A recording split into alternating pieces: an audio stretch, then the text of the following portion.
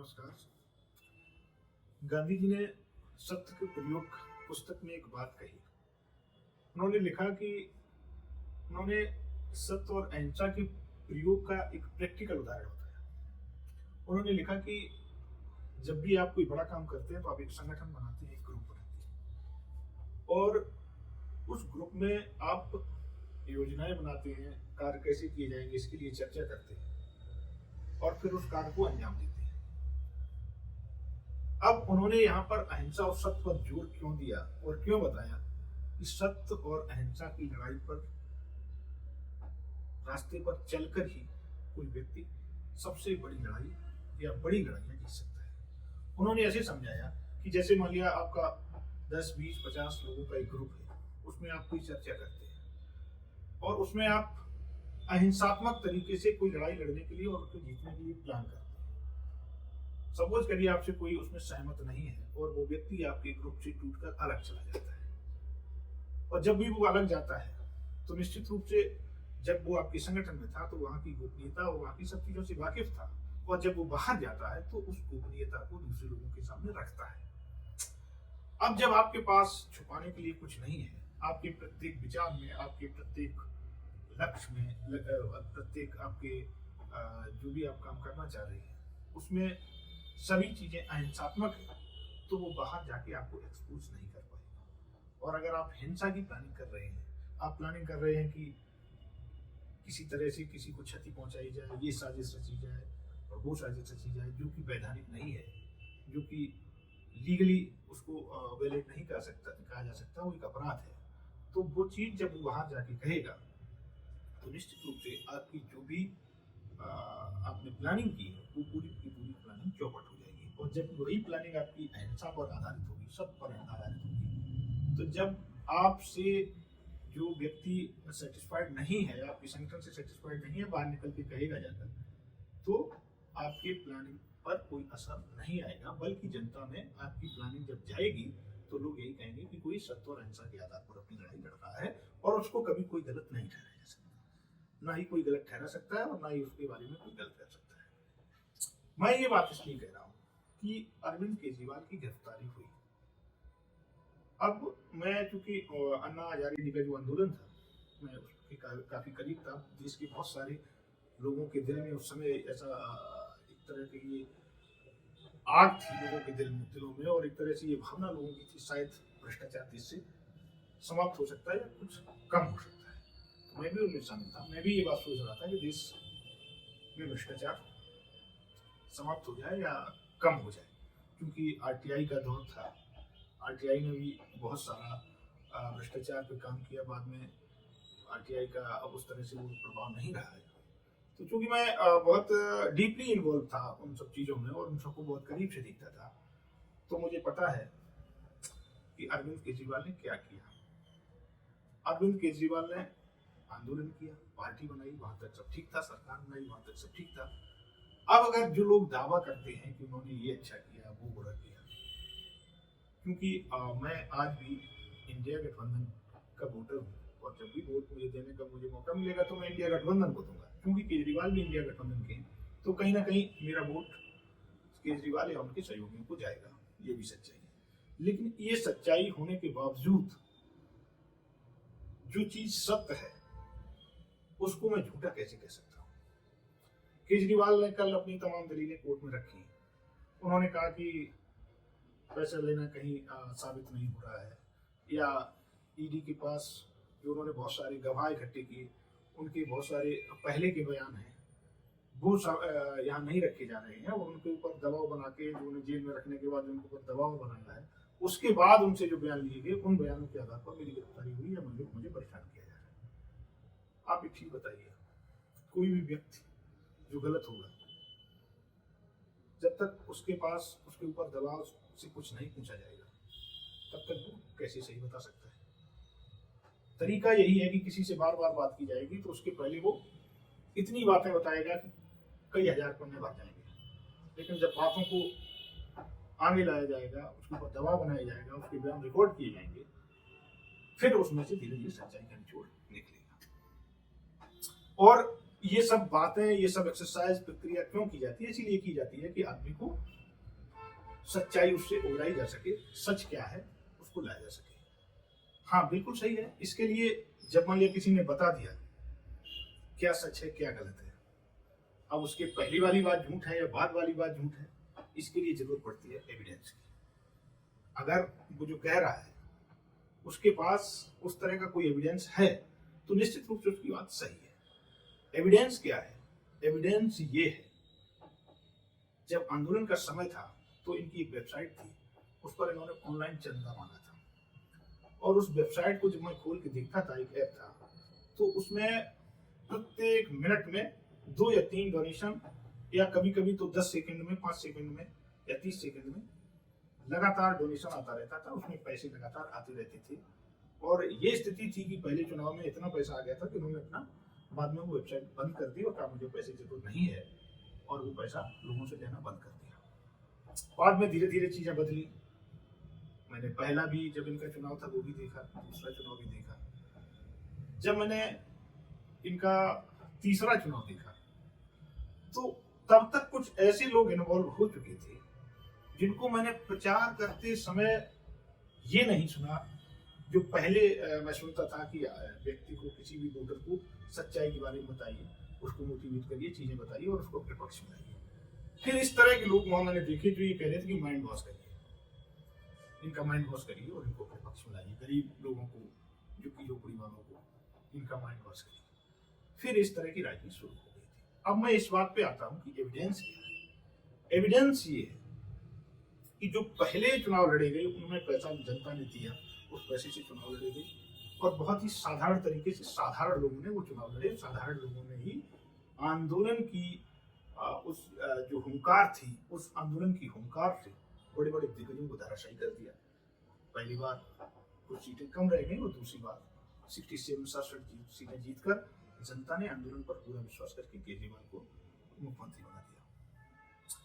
धीरे धीरे लोगों के सामने जब ये एक्सपोज हुए, ये चीजें सामने आई, तो लोगों को विश्वास हुआ कि ये लोग भी दूसरी लोगों की तरह ही हैं। तब तक बहुत कुछ हो चुका था।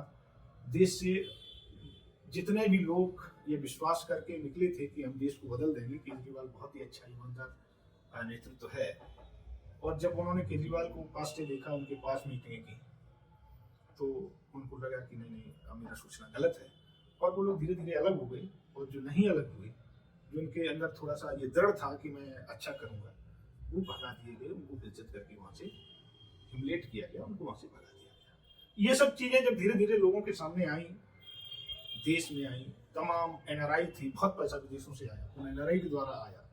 जब उन एनआरआई को भी, बहुत सारे एनआरआई को भी ये सब चीजें पता चली, तो उन्होंने डोनेशन देना बंद कर दिया। अब जो ये कह रहे हैं कि एविडेंस क्या है, शराब में घोटाला किया हुआ, पैसा कहाँ गया, तो बिल्कुल साफ है।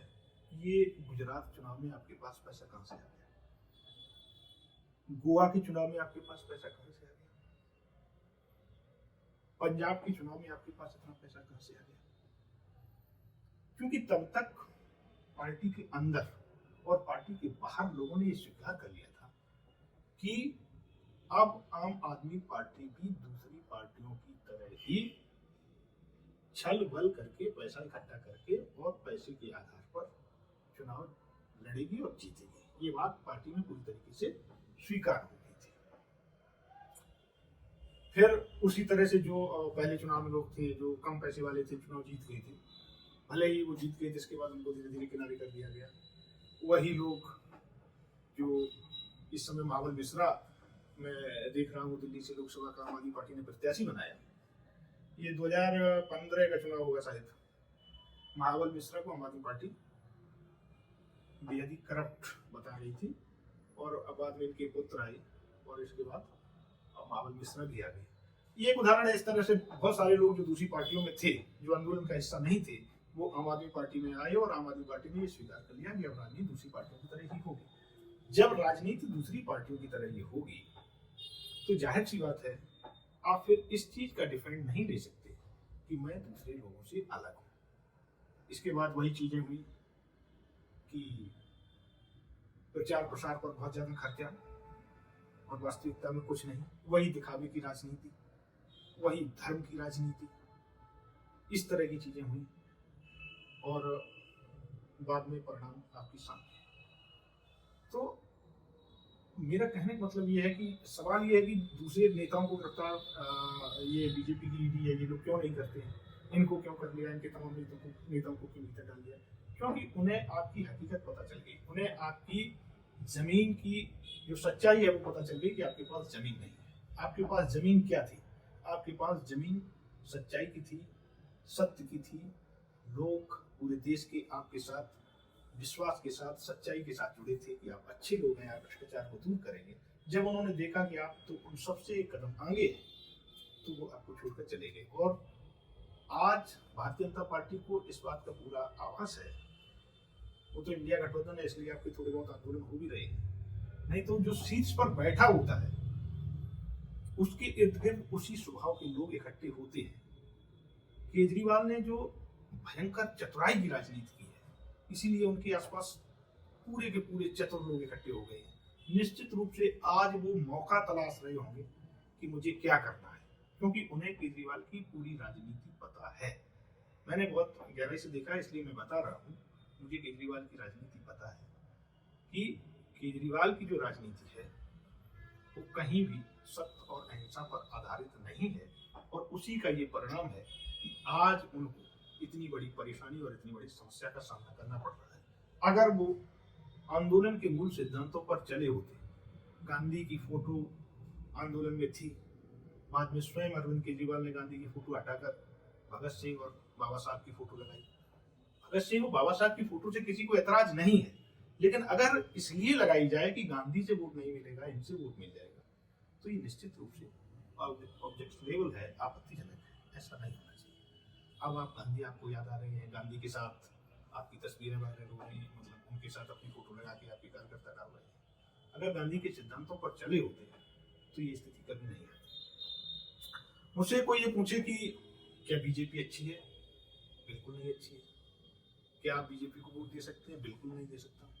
क्यों नहीं दे सकते? उसका कारण है, उसका कारण बिल्कुल साफ है। बीजेपी संवैधानिक संस्थाओं को खत्म कर रही है। संवैधानिक संस्थाएं खत्म हो जाएंगी, संविधान बर्बाद हो जाएगा। बीजेपी आरएसएस की विचारधारा से प्रभावित है। आरएसएस की विचारधारा से प्रभावित ही क्या, उस आरएसएस की विचारधारा और बीजेपी की विचारधारा ही एक है। समाज में वर्ग व्यवस्था लागू करना चाह रहे हैं, और बीजेपी का जो विचार है वर्ग व्यवस्था को लागू करना है, संविधान को खत्म करना है, आरक्षण को खत्म करना है, गरीब को गरीब रहने देना है, और पूंजीपतियों के पक्ष में है, किसानों के खिलाफ है। बहुत सारी ऐसी चीजें हैं जिसके आधार पर हम बीजेपी को वोट नहीं दे सकते। मैं कभी भी बीजेपी का समर्थन नहीं कर सकता। अब लेकिन इसका मतलब ये नहीं है कि केजरीवाल या जो दूसरे लोग कर रहे हैं उनको आंख बंद करके अंध भक्तों की तरह मैं ये स्वीकार कर लूँ कि नहीं नहीं नहीं वो बिल्कुल सही कर रहे हैं। ये नहीं सही कर रहे हैं तो मैं कह रहा हूँ ये नहीं सही कर रहे हैं, इनको मैं वोट अपना नहीं दे सकता। लेकिन उनको भी मैंने देखा है। मुझे तो लग रहा है कि केजरीवाल ने इंडिया का गठबंधन का जो सहारा है, जो उनका साथ है, इसीलिए लिया है क्योंकि उन्हें शायद पहले से इस चीज़ का आभास था कि बाद में आगे चल के ऐसा होगा, मेरी गिरफ्तारी होगी। तब शायद हमारे पास अब आंदोलन की ताकत नहीं है, हम लोग देशव्यापी बड़ा आंदोलन नहीं कर सकते हैं, तो इंडिया गठबंधन के लोग शामिल होंगे और एक बड़ा आंदोलन हो सकता है जिसके बाद सरकार पर दबाव बनाया जा सके। हालांकि वो हो भी रहा है, लेकिन जनता आपके पक्ष में उतनी नहीं है क्योंकि उसको सच्चाई पता है। जब अन्ना रामलीला मैदान में बैठे थे, सूचना लोगों के पास गई थी, लोग अपने मन से स्वस्फूर्ति से आंदोलन में गए, वहां इकट्ठे हुए। क्या आज ऐसी स्थिति है कि अरविंद केजरीवाल की फोटो लगाकर नाम लेकर कोई रामलीला मैदान में बैठ जाए और वहां हजारों लाखों की भीड़ जमा हो जाए और वो वहां से ना हटे? ऐसा मुझे तो कम से कम दिखाई नहीं देता है। तो आज अगर राजनीति जो है, जो देश लेवल पर है, राष्ट्रीय लेवल पर है, बहुत ही दूषित है, बहुत ही खराब है। इस राजनीति को निश्चित रूप से बदलना चाहिए, मैं भी इसका पक्ष करता हूं। लेकिन कोई ये कहे कि केजरीवाल जैसे लोग जो असत्य को असत्य से काटना चाह रहे हैं, जो हिंसा को चतुराई से या अति होशियारी से उसको दबाना चाह रहे, खत्म करना चाह रहे, ऐसा नहीं हो सकता है। जब भी आप असत्य से लड़ेंगे तो आप सत्य के मार्ग पर चलकर ही असत्य को आप हरा सकते हैं। आप कभी भी एक बड़ी लड़ाई तभी जीत सकते हैं जब आप सत्य और अहिंसा के रास्ते पर चलेंगे, जब आप गांधीवाद के रास्ते पर चलेंगे। ये तमाम यूनिवर्सिटियों से पढ़कर आए इंग्लिश बोलने वाले लोग, अति चतुर लोग, अच्छे परसेंटेज के नंबर लेने वाले लोग, ये बड़ी नौकरियां कर सकते हैं, ये रोबोट हो सकते हैं, ये बिजनेस अच्छा कर सकते हैं, ये बड़ा मुनाफा कमा सकते हैं, ये कुछ भी कर सकते हैं, लेकिन ये राजनीति में बदलाव नहीं ला सकते। ये सत्य और अहिंसा के रास्ते पर चलकर राजनीतिक बदलाव लाने की इन लोगों के अंदर क्षमता नहीं है। मैं उनकी बात कर रहा हूं जो आज केजरीवाल के साथ है, चाहे वो संदीप पाठक हो, चाहे वो दिलीप पांडे हो, चाहे वो राघव चड्ढा हो। बताइए, राघव चड्ढा जो कहते थे, जिसका कॉन्सेप्ट था पार्टी का, हम आम लोग हैं और आम लोगों के लिए लड़ाई लड़ाएंगे, छोटे मकानों में रहेंगे, वो व्यक्ति सिर्फ इस आधार पर सुप्रीम कोर्ट चला जाता है कि उसका जो बंगला अलॉटमेंट हुआ है वो किसी सीनियर राज्यसभा मेंबर को मिलना चाहिए, वो उसको मिल गया। बाद में इस पर आपत्ति हुई तो उसका बंगला का अलॉटमेंट कैंसिल कर दिया गया, उसका कैंसिलेशन हो गया। तो वो इस आधार पर सुप्रीम कोर्ट तक चला जाता, नहीं साहब मुझे यही बंगला चाहिए। इस तरह के लोग लड़ाइयां लड़ सकते हैं। इस तरह के लोग इस भारतीय जनता पार्टी और आरएसएस की जो इतनी गहरी साजिश की जड़ें हैं, उनसे ये लोग लड़ सकते हैं। सच्चाई तो ये है कि ये लोग भी उन्हीं के शामिल लोग हैं और ये लोग कभी भी इस लड़ाई को नहीं जीत सकते। हाँ, मैं देख सकता हूँ राहुल गांधी ने जो यात्राएं की है, जब वो व्यक्ति कहता है कि डरिए मत, मैं नहीं जानता हूं कि कांग्रेस ने पहले अच्छा किया, बुरा किया, क्या नहीं किया, लेकिन उस बंदे के अंदर आज मुझे सच्चाई, सत्य और अहिंसा की झलक दिखाई देती है। राहुल गांधी की विचारधारा भारतीय जनता पार्टी को हरा सकती है, लेकिन कोई ये सोचे कि केजरीवाल की विचारधारा भारतीय जनता पार्टी को हरा देगी, ऐसा कभी भी संभव नहीं है। ये हर बार फंसेंगे क्योंकि इनका जो विचार है वो दूषित है। ये लड़ाई को केवल कूटनीति तरीके से जीतना चाहते हैं, जबकि कोई भी लड़ाई अगर बड़ी लड़ाई है तो अगर व्यक्ति और उसका संगठन सत्य और अहिंसा पर नहीं है तो वो बड़ी लड़ाई नहीं जीती जा सकती है। धन्यवाद, नमस्कार, जय हिंद।